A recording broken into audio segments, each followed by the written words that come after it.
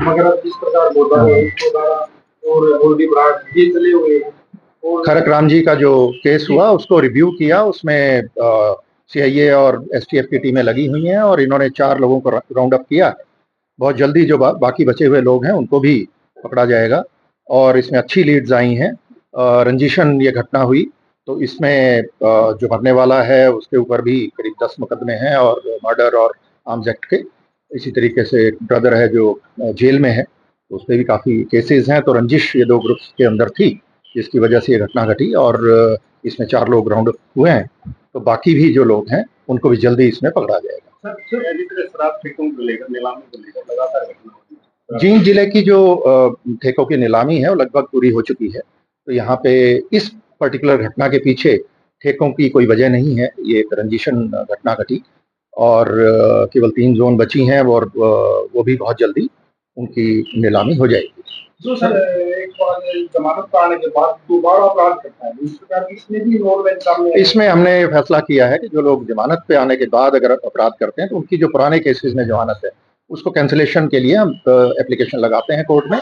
कईयों में अदालतों ने उनकी पुराने केसेस में बेल कैंसिल की है, तो इस चीज को और आगे बढ़ाया जाएगा। सर नशे को लेकर क्या बात जी, नशे में एक जो नशा मुक्त अभियान है पूरे देश में, माननीय प्रधानमंत्री जी की उनकी जो मुहिम है उसको आगे बढ़ाया जा रहा है और प्रदेश में भी जो हमारे बहुत बड़ी संख्या में ऐसे गांव हैं नशा मुक्त, उनको किया जा रहा है।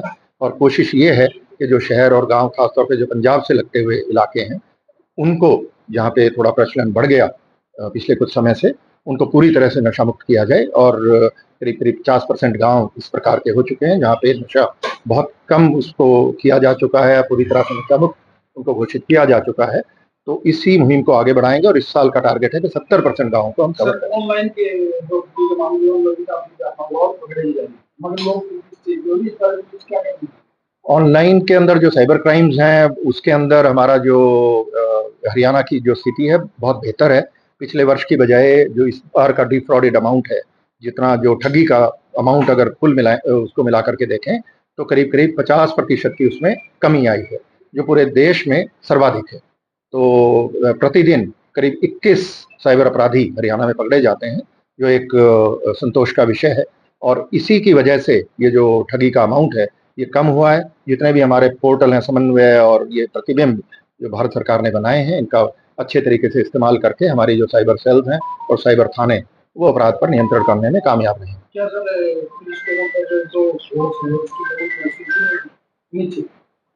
सर पुलिस तो ये हमेशा से चलता रहा है, नई भर्तियां भी अभी हुई हैं, कुछ और भर्ती आगे होने वाली हैं। तो ये लगातार एक प्रोसेस है जो हमारा स्टाफ सिलेक्शन कमीशन उसमें काम करता रहता है और सरकार की तरफ से भी पूरी उसमें सहयोग मिलता है। तो ये जो कमी है अगर कहीं भी पुलिस की, उतने हमें एसपीओ भर्ती करने की परमिशन दी गई है।